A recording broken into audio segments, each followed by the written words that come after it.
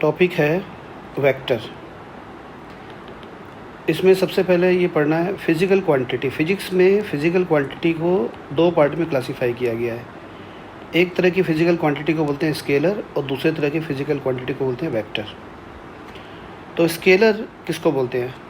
Scalar का definition लिखा है, physical quantities which can be completely described bye a numerical value, उसमें unit भी इंक्लूड है, उसको हम स्केलर बोलते हैं। एग्जाम्पल है मास 2 किलोग्राम, इसमें 2 kg इसका यूनिट है 2 किलोग्राम। अब ये मास है, मास में सिर्फ मैग्नीट्यूड है, मतलब न्यूमेरिकल, इसको 2 kg को बोलते हैं मैग्नीट्यूड। मैग्नीट्यूड है, ये वर्ड इस चैप्टर में यूज़ होने वाला है। मैग्नीट्यूड का मतलब न्यूमेरिकल वैल्यू।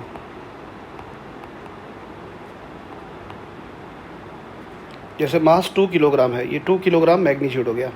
तो इसमें सिर्फ न्यूमेरिकल वैल्यू होती है, मास में डायरेक्शन नहीं होता। वॉल्यूम 5 लीटर, इसमें कोई डायरेक्शन नहीं है। मास है, एक बॉडी का मास 2 किलोग्राम है, चाहे बॉडी घर पे पड़ी है या कार में हम लेके जा रहे हैं, उसमें कुछ भी करें, उसका बॉडी का मास 2 किलोग्राम ही रहेगा। वॉल्यूम 5 लीटर, तो इसमें सिर्फ मैग्नीट्यूड है 5 लीटर, डायरेक्शन नहीं है, इसको हम स्केलर बोलते हैं। अब दूसरा है वेक्टर।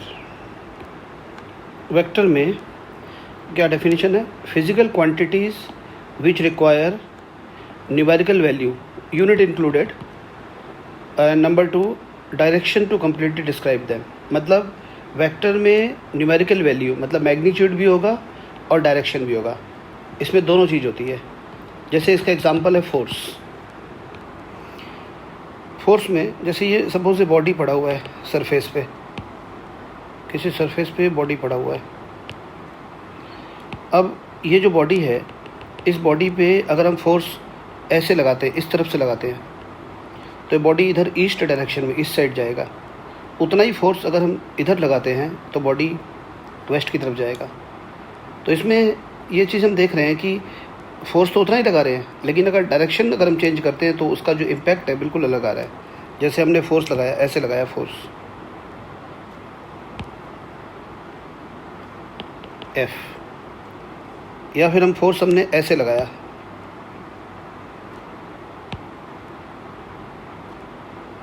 वही F। तो जब हमने ऐसे फोर्स लगाया तो ये बॉडी इधर मूव कर रहा है, जब हम ऐसे लगा रहे हैं तो दूसरी तरफ मूव कर रहा है, तो इम्पैक्ट लगा रहा है। तो इसमें फोर्स में दोनों चीज़ चाहिए कि फोर्स हमने ऐसे लगाया कि ऐसे लगाया है, डायरेक्शन की भी ज़रूरत है इसमें, तो इसलिए फोर्स वेक्टर है। ये सपोज़ करो, और भी दूसरा एग्जांपल ले सकता हूँ। सपोज़ हम दिल्ली में रहते हैं और हमें सपोज़ चेन्नई जाना है, तो दिल्ली से चेन्नई का डिस्टेंस अराउंड सपोज़ करो 3000 किलोमीटर है। तो अगर ये बोला जाए कि भाई दिल्ली से 3000 किलोमीटर दूर चले जाना, चेन्नई आ जाएगा, लेकिन अगर हमने डायरेक्शन स्पेसिफाई नहीं करा तो हम चेन्नई पहुंच ही नहीं पाएंगे। तो ये बोलना पड़ेगा कि 3000 किलोमीटर दिल्ली से जाना है साउथ डायरेक्शन में, तो यहाँ पर 3000 किलोमीटर मैग्नीट्यूड है और डायरेक्शन किधर, साउथ की तरफ जाना पड़ेगा। तो मैग्नीट्यूड डायरेक्शन दोनों बोलना पड़ेगा, तब जाकर ये पूरा हुआ। तो जिन क्वांटिटीज़ में मैग्नीट्यूड और डायरेक्शन दोनों की ज़रूरत होती है, उसको हम उस क्वांटिटी को क्या बोलते हैं? वेक्टर बोलते हैं। और इस चैप्टर में हम वेक्टर के बारे में ही पढ़ेंगे। इसको हम इस तरह से पढ़ेंगे कि अभी मैथमेटिक्स पढ़ रहे हैं और वेक्टर के पूरे कॉन्सेप्ट्स को क्लियर करेंगे। इस चैप्टर में हम वेक्टर के बारे में जानकारी लेंगे और उसके बाद वेक्टर को ऐड कैसे करते हैं, सब्ट्रैक्शन कैसे होता है, रिजॉल्व कैसे करते हैं वेक्टर को, वेक्टर में मल्टीप्लिकेशन कैसे होता है, ये सब हमें सीखना पड़ेगा। अगर हम ये सीख जाएंगे और उसी को हम फिर आगे फिजिक्स में अप्लाई करना है, तो ये बहुत ही इंपॉर्टेंट चैप्टर है फिजिक्स का, इसको ध्यान से पढ़ना है। एग्जाम्पल, वेक्टर के एग्जाम्पल्स ऑफ स्केलर्स। वैसे बहुत सारे एग्जाम्पल है, मैं कुछ लिख रहा हूँ यहाँ पे। Volume, density, mass, speed, distance, work, energy, power, electric charge, electric current, pressure. Electric current को लेके थोड़ा सा यहाँ पे बच्चे कंफ्यूज रहते हैं, क्योंकि बच्चे ये कहते हैं कि इलेक्ट्रिक करंट में मैग्नीट्यूड और डायरेक्शन दोनों होता है, लेकिन फिर भी ये स्केलर है। तो मैं बताऊंगा कि ये कोई ज़रूरी नहीं है कि मैं एक सेंटेंस बोल रहा हूँ, थोड़ा सा कंट्रोवर्शियल लग सकता है इस स्टेज पे, पर मैं बताऊंगा मैं कि इलेक्ट्रिक करंट में मैग्नीट्यूड डायरेक्शन होने के बावजूद भी ये वेक्टर नहीं है। तो इसका मतलब ये हुआ कि जिसमें मैग्नीट्यूड और डायरेक्शन दोनों है वो ज़रूरी नहीं कि वेक्टर होगा, कभी कभी ऐसा नहीं होता, पर आमतौर पे हम ये बात बोलते हैं कि जिसमें मैग्नीट्यूड डायरेक्शन दोनों होता है वो वेक्टर ही है। पर उसमें कुछ एक्सेप्शन है, जिसमें इलेक्ट्रिक करंट एक एक्सेप्शन हो सकता है कि इसमें मैग्नीट्यूड डायरेक्शन दोनों इलेक्ट्रिक करंट में, लेकिन ये वेक्टर नहीं है। वेक्टर के कौन से एग्जांपल है, हमें यही सब पढ़ना है ज़्यादातर 11th क्लास में। डिस्प्लेसमेंट, वेलोसिटी में दोनों चीज़ें है। स्पीड और वेलोसिटी फ़र्क है, स्पीड में डायरेक्शन की बात नहीं होगी, वेलोसिटी में डायरेक्शन की बात होगी। 50 kilometre per our velocity, direction बोलना पड़ेगा, ईस्ट की तरफ जा रहे हैं कि वेस्ट की तरफ जा रहे हैं, ये बोलना पड़ेगा। स्पीड में ये बोलने की ज़रूरत नहीं कि डायरेक्शन के बारे में कोई ज़रूरत नहीं है, सिर्फ न्यूमेरिकल वैल्यू चाहिए, मैग्नीट्यूड चाहिए इसमें दोनों चाहिए। एक्सेलरेशन, इसमें भी दोनों चाहिए, magnitude direction. Force, momentum, impulse, torque, angular momentum etcetera. ये वेक्टर शुरू करने से पहले हम एक चैप्टर ये पढ़ चुके हैं फिज़िक्स में, चैप्टर नंबर 3, उसका नाम है मोशन इन स्ट्रेट लाइन। उस चैप्टर में ये डिस्प्लेसमेंट, वेलोसिटी, एक्सेलरेशन, ये 3 के बारे में थोड़ा बहुत इंट्रोडक्शन हुआ था। वहाँ पर उस चैप्टर में तब तक हम वेक्टर नहीं पढ़े थे, तो वहाँ पर क्या होता था कि डायरेक्शन के बारे में ऐसे बोलते थे कि अगर डिस्प्लेसमेंट फॉरवर्ड डायरेक्शन में हो रही है तो प्लस लगाते हैं, बैकवर्ड डायरेक्शन में हो रही है तो माइनस लगाते हैं।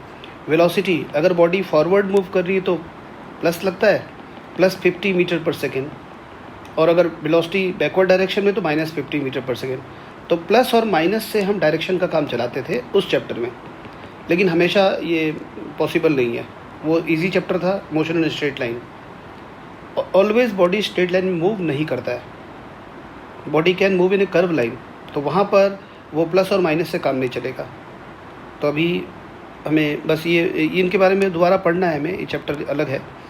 डिस्प्लेसमेंट, वेलोसिटी, एक्सेलरेशन, फोर्स, ये तो हमें, ये और मोमेंटम, ये 3-4 तो अभी शुरू में ये सब करना ही करना है, इसके बारे में पढ़ना ही है।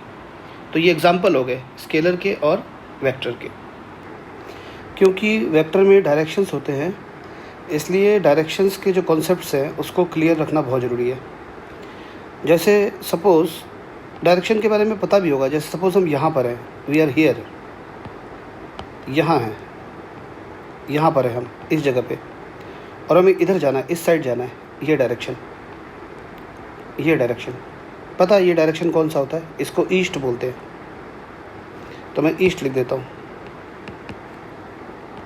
अगर हम ये ओरिजिन से, सपोज़ करो ये ओरिजिन है, यहाँ से हम चलना शुरू करते हैं और इधर जा रहे हैं, इस साइड जा रहे हैं, तो ये डायरेक्शन ईस्ट है। अगर हम इस ओरिजिन से अगर इस साइड जा रहे हैं, ये साइड जा रहे हैं, इन दिस डायरेक्शन, ये डायरेक्शन जो है इसको बोलेंगे वेस्ट। ओरिजिन से अगर हम इधर जा रहे हैं, we are going this direction, so this direction is north. Origin से अगर हम इधर जा रहे हैं, ये डायरेक्शन, इसको बोलेंगे साउथ। तो ये डायरेक्शन तो पता ही है, east, west, north, south. Direction बिल्कुल कॉपी पे जो बने हुए हैं उसी के हिसाब से सब डायरेक्शन बनाना है, नॉर्थ, ईस्ट, वेस्ट, साउथ, ये 4 डायरेक्शन हो गए। इसके अलावा और भी डायरेक्शन में और बता देता हूँ। जैसे सपोज़ करो कि मैं यहाँ लिख देता हूँ east, west, sorry north, west, south. अब ये डायरेक्शन है, इधर जा रहे हैं, ये डायरेक्शन है, इसको क्या बोलेंगे? ये एंगल सपोज़ यहाँ पर 45 डिग्री है और ये ऐसे जा रहे हैं, ये इस तरफ जा रहे हैं, तो एंगल 45 डिग्री है, नॉर्थ और ईस्ट के बीच में है।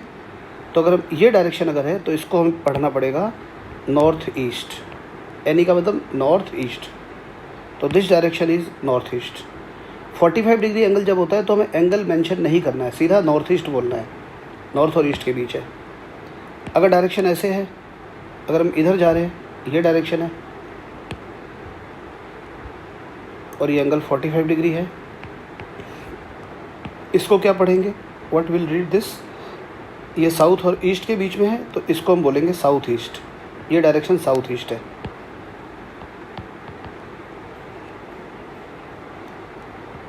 और इसके बाद ये डायरेक्शन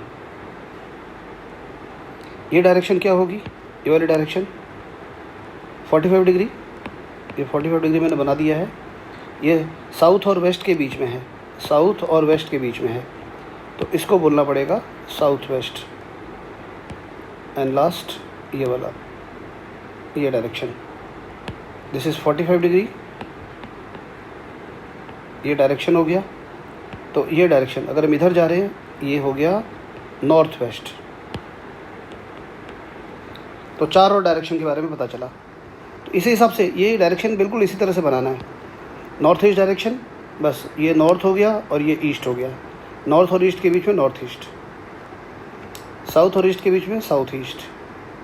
और अगर एंगल 45 डिग्री है तो ये 45 डिग्री मेंशन नहीं करना है, सीधा साउथ ईस्ट बोलना है। ये साउथ वेस्ट हो गया, ये नॉर्थ वेस्ट हो गया। इधर नॉर्थ ईस्ट, ये इधर जा रहे हैं नॉर्थ ईस्ट, इधर जा रहे हैं साउथ ईस्ट, इस तरफ जा रहे हैं तो साउथ वेस्ट, और इस तरफ जा रहे हैं तो नॉर्थ वेस्ट।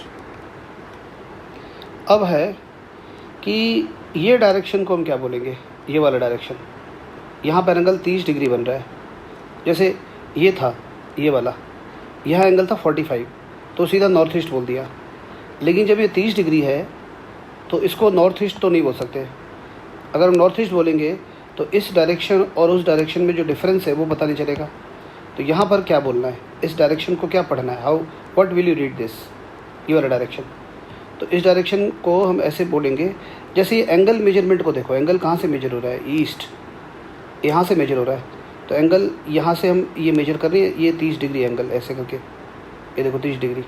तो एंगल मापने के लिए एरो का मूवमेंट देखो, एरो किधर जा रहा है? एरो किधर जा रहा है? नॉर्थ की तरफ। ये नॉर्थ है ना, ये देखो ये एरो किधर जा रहा है? यहाँ से शुरू किया हमने, यहाँ से ये एरो जा रहा है नॉर्थ की तरफ। तो इसको ऐसे पढ़ेंगे, एरो नॉर्थ की तरफ जा रहा है तो बोलेंगे 30 डिग्री नॉर्थ। क्या बोलेंगे? यहाँ से शुरू किया ना angle, 30 degree north of east. North और ईस्ट के बीच में, नॉर्थ ईस्ट तो बोलना ही है, लेकिन पहले नॉर्थ बोलना है कि पहले ईस्ट बोलना है? नॉर्थ ईस्ट बोलना है, लेकिन पहले नॉर्थ की ईस्ट। तो ये एंगल, ये यहाँ से देखो, यहाँ से शुरू हुआ एंगल। तो ये एंगल मेजर करने के लिए एरो की मूवमेंट देखो किधर, एरो किधर जा रहा है? नॉर्थ की तरफ। तो इस डायरेक्शन को हम क्या बोलेंगे? इसको बोलेंगे 30 degree north of east. Suppose करो कि मैं ये 30 डिग्री नहीं लिख रहा, यही सेम डायरेक्शन, अब मैं यहाँ लिख देता हूँ 60 डिग्री, वहाँ 30 डिग्री न लिखे, यहाँ 60 डिग्री लिख दिया। तो है तो वही डायरेक्शन, सेम डायरेक्शन। अब इसमें ये इसी डायरेक्शन को हम अब क्या पढ़ेंगे? अब एंगल यहाँ से मेजर कर रहे हैं नॉर्थ से। तो देखो अभी मेजर करने के लिए किधर जा रहे हैं? ये देखो, ये एरो किधर मूव कर रहा है? एरो का मूवमेंट किधर हो रहा है? ईस्ट की तरफ। तो इसको बोलेंगे 60 डिग्री ईस्ट। इसको पढ़ेंगे क्या? 60 डिग्री ईस्ट ऑफ नॉर्थ। तो एक ही बात है, इस डायरेक्शन को या तो ऐसे बोलो 30 डिग्री नॉर्थ ऑफ ईस्ट इस डायरेक्शन को, या तो बोलो 60 डिग्री ईस्ट ऑफ नॉर्थ। दोनों का मतलब एक ही है, बस एंगल कैसे शो कर रखा है उसके हिसाब से वो डायरेक्शन बोल देना। अब ये डायरेक्शन है, ये इसको क्या बोलेंगे? यहाँ पर एंगल 20 डिग्री बन रहा है ये, तो क्या होना चाहिए इसका?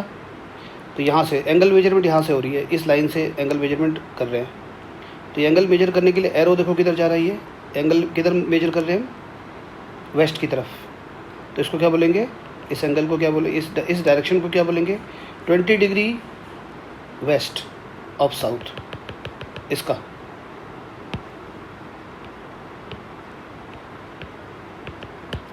ऐसे, या एक और बोल सकते हैं इसको।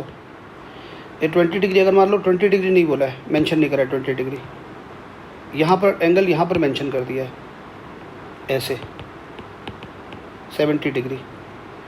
तो अब एंगल कैसे मेजर हो रहा है? यहाँ से मेजर हो रहा है ना, यहाँ से माप रहे हैं वेस्ट से। तो ये देखो एंगल मेजर करने के लिए एरो का मूवमेंट किधर हो रहा है? एरो किधर आ रहा है? नीचे की तरफ, साउथ की तरफ आ रहा है। तो इसको क्या बोलेंगे? 70 डिग्री, क्या बोलेंगे? 70 डिग्री साउथ ऑफ वेस्ट, ऐसे बोलना है। अब ये डायरेक्शन है, इसको क्या बोलेंगे, ये डायरेक्शन को 25 डिग्री एंगल बना हुआ है। सोचो क्या बोलना है। ये लाइन है, यहाँ से एंगल मेजरमेंट हो रही है और ये एंगल मेजर करने के लिए किधर आ रहे हैं, नीचे जा रहे हैं ना। इसको क्या बोलेंगे, इसको बोलेंगे 25 डिग्री साउथ। यहाँ से शुरू करें, 25 डिग्री साउथ ऑफ ईस्ट, तो इसको ऐसे बोलना है 25 डिग्री साउथ ऑफ ईस्ट। तो यहाँ तक डायरेक्शन के बारे में सब क्लैरिटी हो गई, डायरेक्शन कैसे है। एक बार अगर ना समझ आए तो इस वीडियो को रिपीट करके देख लेना, और ये डायरेक्शन बहुत क्लियर होना चाहिए क्योंकि आगे ये सब आने वाला है। अब हमें ये समझना है कि वेक्टर को हम एक्चुअली ड्रॉ कैसे करते हैं, लेवल कैसे करते हैं, उसके बारे में समझना है। तो उससे पहले मैं कुछ बात बता देता हूँ। जैसे यहाँ पर मैंने लिखा है लाइन सेगमेंट, रे, वेक्टर, इनके बारे में लिखा हुआ है। यहाँ पर एक वर्ड मैग्नीट्यूड मतलब न्यूमेरिकल वैल्यू, और डायरेक्शन। जैसे पता ही है तुम्हें लाइन क्या होता है कि लाइन में दोनों तरफ हम ये एरो का निशान लगा देते हैं, लाइन। अब ये लाइन जो है, लाइन इस तरफ कहाँ तक है, कितनी लंबी है, या यहाँ पर ये इस तरफ कितनी लंबी है, पता ही नहीं लाइन के बारे में। तो लाइन का कोई मैग्नीट्यूड नहीं हो सकता, लाइन की कोई पता नहीं लाइन कितना होता है, कितना लंबा होता है, वी डोंट नो। और लाइन की डायरेक्शन भी नहीं होती है, लाइन इस तरफ है डायरेक्शन की, इस साइड है, डायरेक्शन भी क्लियर नहीं है। तो line has no magnitude no direction. तो यहाँ पर मैं ऐसा करता हूँ, मैग्नीट्यूड लाइन के लिए, मैग्नीट्यूड के लिए भी क्रॉस लगाया तो डायरेक्शन के लिए भी, मतलब लाइन के अंदर मैग्नीट्यूड भी नहीं है और डायरेक्शन भी नहीं है, दोनों चीज़ नहीं है। अच्छा, उसके बाद है लाइन सेगमेंट। ये तो जैसे ये लाइन है, लाइन सेगमेंट में क्या होता है पता ही है। ये जैसे मैंने ये यहाँ पे दो कर दिया, ए बी। लाइन सेगमेंट है ए से लेकर बी तक, यहाँ ए से शुरू करना है और बी तक, मतलब लाइन का एक छोटा सा हिस्सा, एक पार्ट है लाइन का, ए से बी तक। तो ये जो लाइन सेगमेंट है इसमें मैग्नीट्यूड है, मतलब इसकी लेंथ पता है हमें, डायरेक्शन इसमें नहीं होता लाइन सेगमेंट में। तो इट हैज़ मैग्नीट्यूड का लगा दे राइट, कि मैग्नीट्यूड है लाइन सेगमेंट में, डायरेक्शन नहीं है। थर्ड है रे में क्या है कि ये ऐसे मैंने डायरेक्शन लगा दिया। रे में लेंथ नहीं पता है कि कितनी लंबी है रे, ये नहीं पता, बट डायरेक्शन पता है कि ये डायरेक्शन है, डायरेक्शन इधर है, इस तरफ है। तो रे में डायरेक्शन है लेकिन मैग्नीट्यूड नहीं है। तो रे में मैग्नीट्यूड नहीं है, डायरेक्शन है। अब लास्ट में अब वेक्टर को डिफाइन कर रहे हैं। वेक्टर में क्या है कि ये 2 पॉइंट हो गया ए बी। अब यहाँ पे क्या करना है कि वेक्टर में क्या है कि लेंथ होगी, ए से लेकर बी तक लेंथ है, और साथ में डायरेक्शन भी लगाना पड़ेगा इसमें। ये हमने डायरेक्शन ऐसे लगा दिया। तो ये जो बना ए से लेकर बी तक, ये ए से बी तक, मतलब वेक्टर की लेंथ भी होती है और वेक्टर का क्या होता है, डायरेक्शन होता है। Vector has a length, vector has a direction. Direction किधर है, ए से बी। ठीक है, फ़र्क समझ में आ गया। लाइन में कुछ भी नहीं है, ना मैग्नीट्यूड है ना डायरेक्शन है। लाइन सेगमेंट में सिर्फ मैग्नीट्यूड है, सिर्फ लेंथ है, डायरेक्शन नहीं है इसमें। रे में सिर्फ डायरेक्शन है, लेकिन वेक्टर में दोनों चीज़ होती है, लेंथ और डायरेक्शन। डायरेक्शन किधर, ए से बी। तो vector has a length and vector has direction, ये मेन बात है। तो देख लिया, vector has a magnitude, vector has direction. अभी वेक्टर है, ये लेंथ है, देखो यहाँ से लेकर यहाँ तक ये इतनी लेंथ है और ये डायरेक्शन है। ये वेक्टर का जो टेल होता है ना, ये टेल, इसको बोलते हैं वेक्टर का इनिशियल पॉइंट। यहाँ से वेक्टर शुरू होता है, और ये जो इसका हेड है इसको बोलते हैं इसका टर्मिनल पॉइंट। यहाँ पे वेक्टर ख़त्म हो जाता है। ठीक है, टेल को बोलेंगे इनिशियल पॉइंट और हेड को बोलेंगे टर्मिनल पॉइंट।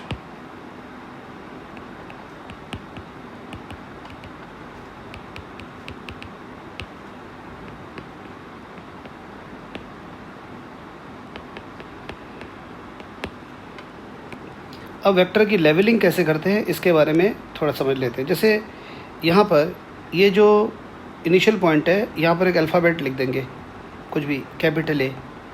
यहाँ पे एक लिख देंगे बी, लेवलिंग ऐसे करेंगे ए और यहाँ लिख देंगे बी, ऐसे यहाँ लिख दिया ए और यहाँ लिख दिया बी। तो वेक्टर की डायरेक्शन हो गई, वेक्टर की डायरेक्शन हो गई ए से बी, लेंथ हो गई ए से लेकर बी तक लेंथ है इसकी।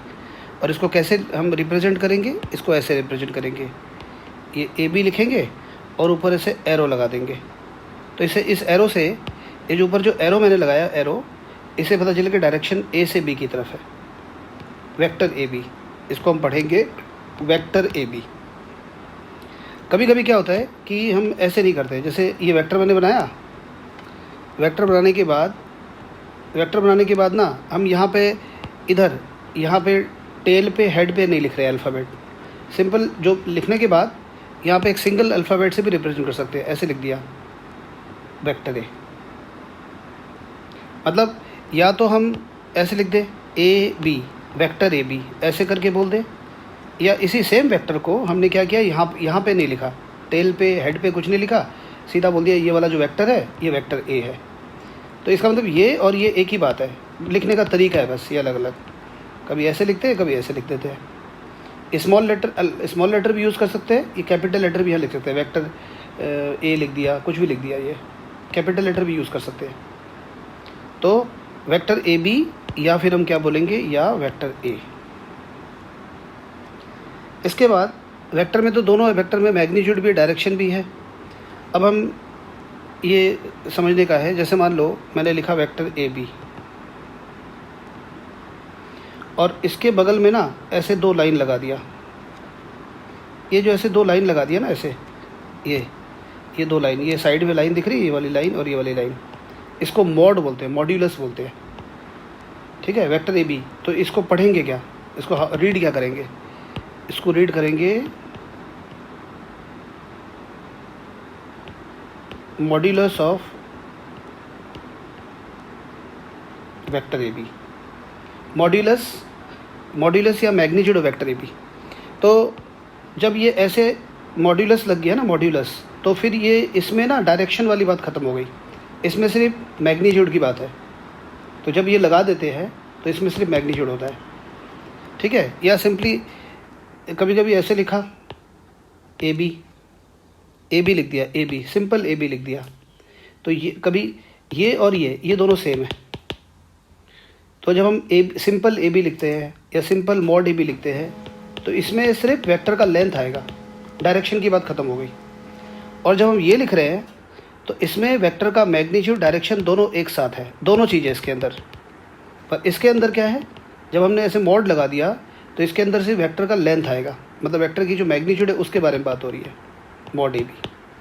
अब ये जो देखो, अब इसी तरह से ये वेक्टर ए है तो हम ऐसे लिख सकते हैं वेक्टर ए का मॉड, वेक्टर का जो मॉड लिख दिया मैंने, ऐसे कर दिया वेक्टर ए का मॉड। तो इसका मतलब क्या हुआ कि अब ये जो वेक्टर ए है, ये वाला वेक्टर है, हम इसके सिर्फ मैग्नीट्यूड की बात कर रहे हैं। इस मॉड ए को हम ऐसे भी लिख सकते हैं, सिंपल ए भी लिख सकते हैं, ठीक है। अगर मैंने ए लिखा है, इस ए का मतलब क्या है, इस ए का मतलब है कि यहाँ से लेकर यहाँ तक, ये इस लेंथ के बारे में बात कर रही है, ये लेंथ है।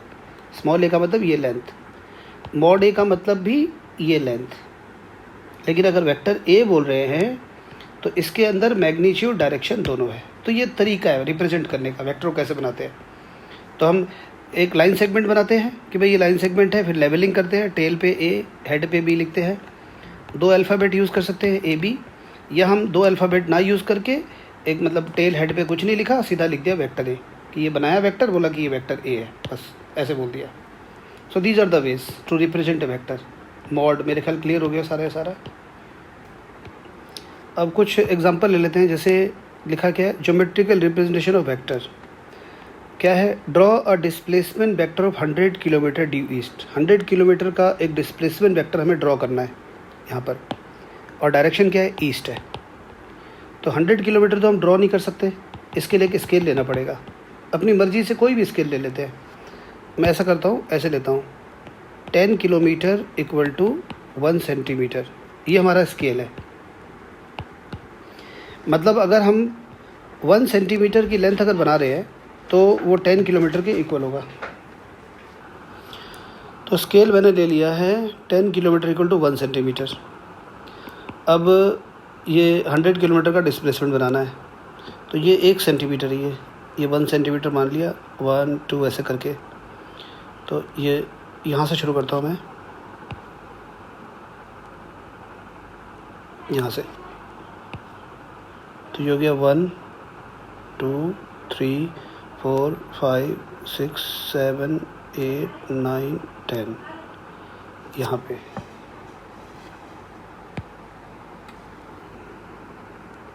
ये तो ये वेक्टर हमारा बन गया, ये बन गया वेक्टर, ए से लेकर बी तक। This is the vector. तो ये हमें इस तरह से बनाना है कॉपी में, हाउ टू ड्रॉ वेक्टर, इसको ज्योमेट्रिकल रिप्रेजेंटेशन ऑफ वेक्टर। तो अभी यहाँ पे इसकी लेवलिंग करते हैं। यहाँ पर ये जो टेल वाला पॉइंट है, यहाँ पर एक अल्फ़ाबेट लिखना है ए, यहाँ पे लिखना है बी। तो ऐसे होता है ए बी।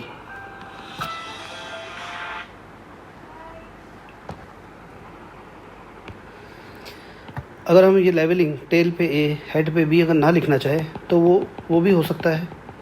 उसके लिए फिर क्या करना, इसके बदले, इस ए बी के बदले फिर हम कुछ और भी लिख सकते हैं, जैसे ऐसे लिख दिया।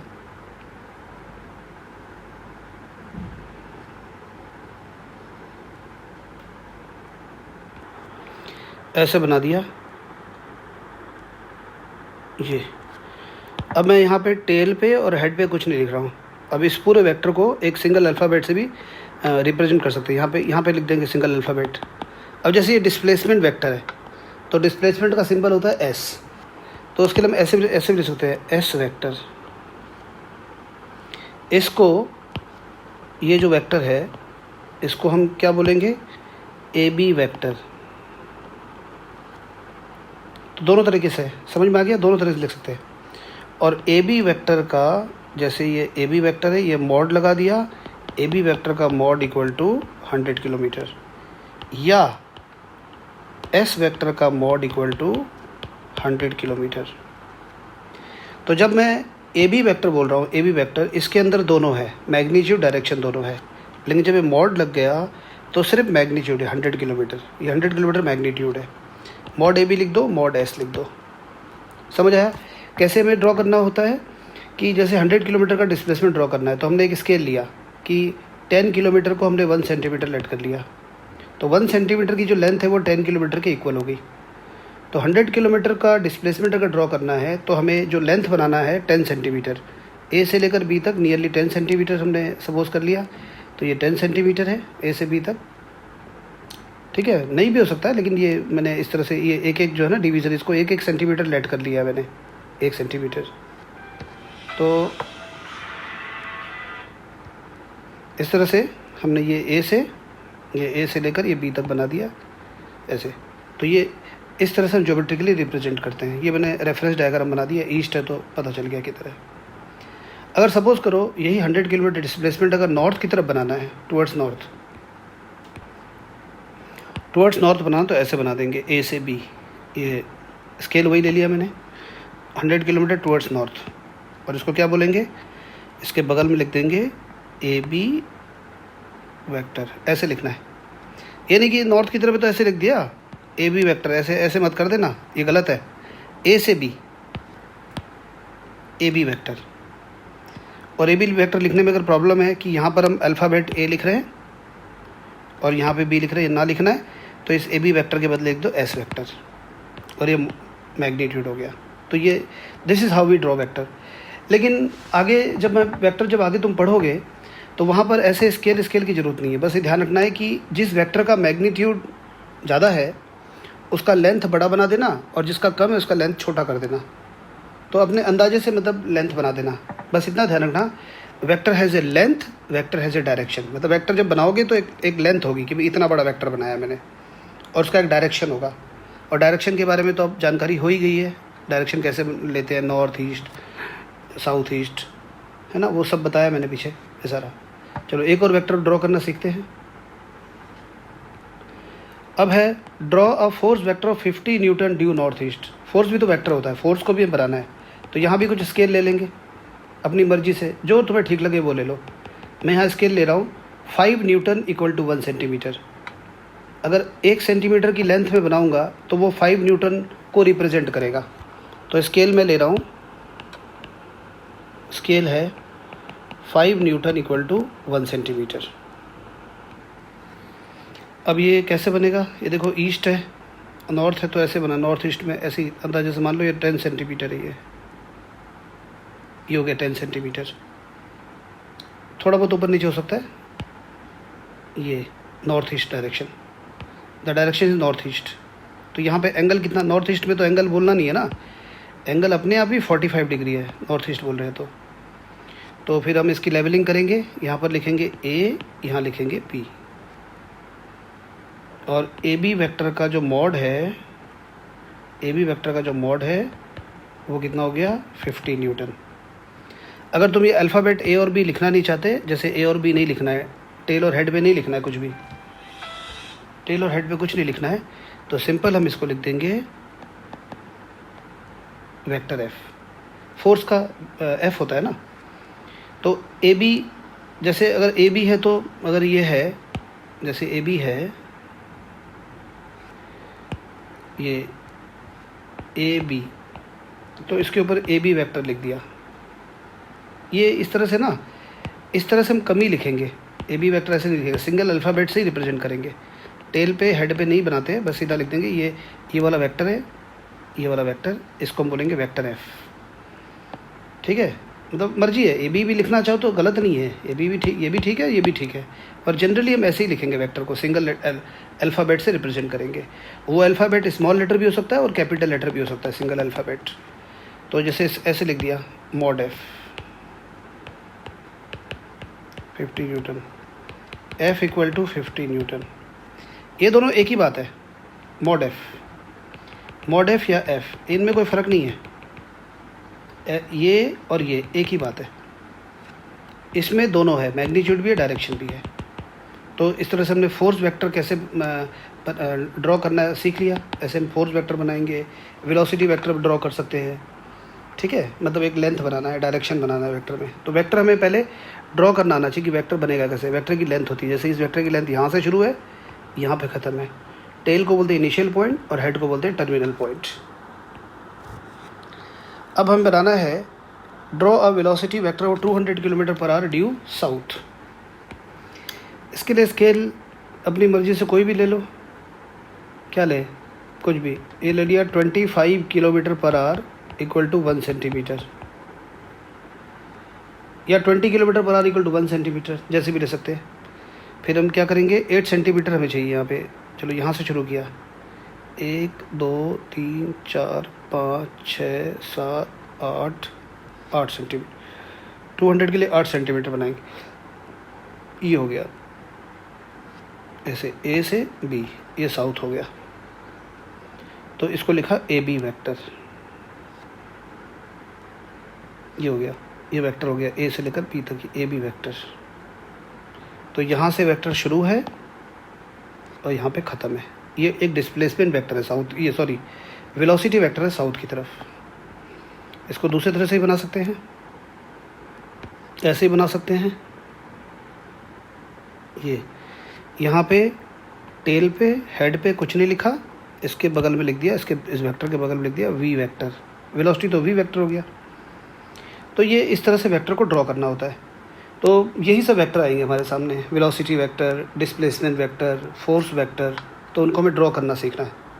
तो आगे से ऐसे स्केल की कोई ज़रूरत नहीं पड़ेगी, अपने अंदाजे से बना देना वेक्टर का, बस वैल्यू देख लेना, वैल्यू के हिसाब से वो उसका लेंथ बना देना। ठीक है, तो यहाँ क्या लिखेंगे, वेक्टर ए बी का mod equal to 200 kilometre per hour, या वेक्टर एफ का मॉड, क्या बोल रहा हूँ, वेक्टर एफ नहीं, वेक्टर वी हो गया, वेक्टर वी का मॉड 200 किलोमीटर पर आवर। ठीक है, मैं बार बार इस बात को बोल रहा हूँ, जब मैं वेक्टर बी लिख रहा हूँ, वेक्टर वी या वेक्टर ए बी, इसमें दोनों है, मैग्नीट्यूड डायरेक्शन दोनों है। जब ये लाइन लग जाती है, ऐसे मॉड लग जाता है, तो इसमें सिर्फ मैग्नीट्यूड है, डायरेक्शन वाली बात गई, ख़त्म हो गई। तो ये वेक्टर का एक इंट्रोडक्शन था। अब अगला वीडियो में मैं एडिशन ऑफ वेक्टर और आगे